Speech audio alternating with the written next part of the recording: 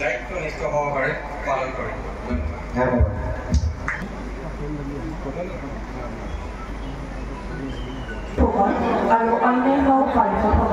সাংবাদিক বন্ধুসকল, আজি ডিব্ৰুগড়বাসী ৰাইজৰ বাবে আনন্দৰ দিন। কাৰণ আজিৰ দিনটোতেই অসম চৰকাৰে যেনেধৰণে ডিব্ৰুগড় চহৰক বিশেষ মৰ্যাদা দিলে,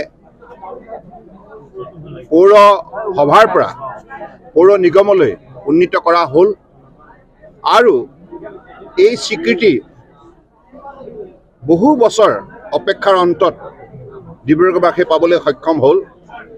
180 বছৰ অতিক্ৰম কৰা এইখন ঐতিহাসিক চহৰৰ বাসিন্দাসকলে সদায় বিচাৰি আছিল যে ডিব্ৰুগড়ে এটা সুকীয়া মৰ্যাদা, সুকীয়া পৰিচয় পাব লাগে। আজি সেই পৰিচয় পোৱাৰ ক্ষেত্ৰত অসম চৰকাৰৰ তৰফৰ পৰা বাস্তৱসন্মত গুৰুত্বপূৰ্ণ পদক্ষেপ গ্ৰহণ কৰিলে। ডক্টৰ হিমন্ত বিশ্ব শৰ্মা ডাঙৰীয়াৰ নেতৃত্বত চলা অসম চৰকাৰৰ বিভাগৰ মন্ত্ৰী অশোক সিংঘাল ডাঙৰীয়া আহি আজি কিছু মাহৰ আগতে আনুষ্ঠানিকভাৱে ঘোষণা কৰি গ'ল আৰু আজি এই নিগমৰ মেয়ৰ, ডেপুটি মেয়ৰ লগতে পৰিষদসকলে আনুষ্ঠানিকভাৱে সততা নিষ্ঠাৰে নিগমৰ দায়িত্ব পালন কৰাৰ ক্ষেত্ৰত তেখেতসকলে সংবিধানৰ নামত শপত গ্ৰহণ কৰিলে।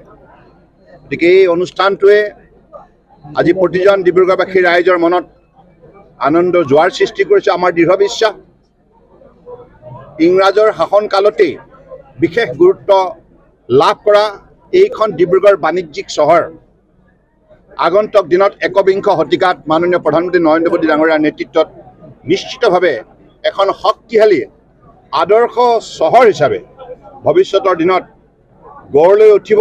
ইয়াৰ বাবে ডিব্ৰুগড়বাসী ৰাইজে পৌৰ নিগমৰ সৈতে মিলি আৰু আমাৰ ইয়াৰ স্থানীয় বিধায়ক, আমি সাংসদ আৰু আমাৰ জিলাৰ মন্ত্ৰী, বিধায়ক সকলোৱে, জনপ্ৰতিনিধিসকলে মিলি এই কামত আমি নিষ্ঠাৰে আত্মনিয়োগ কৰিম আৰু মোৰ দৃঢ় বিশ্বাস ৰাজ্য চৰকাৰ, কেন্দ্ৰীয় চৰকাৰ মিলি আগন্তুক দিনত ডিব্ৰুগড়বাসী ৰাইজৰ আশা আকাংক্ষা এইখন চহৰক আধুনিকৰণ কৰি পূৰণ কৰিব। প্ৰত্যেক বছৰ স্বচ্ছ সুব্ৰমণ্যম এটা ৰেটিং হয়।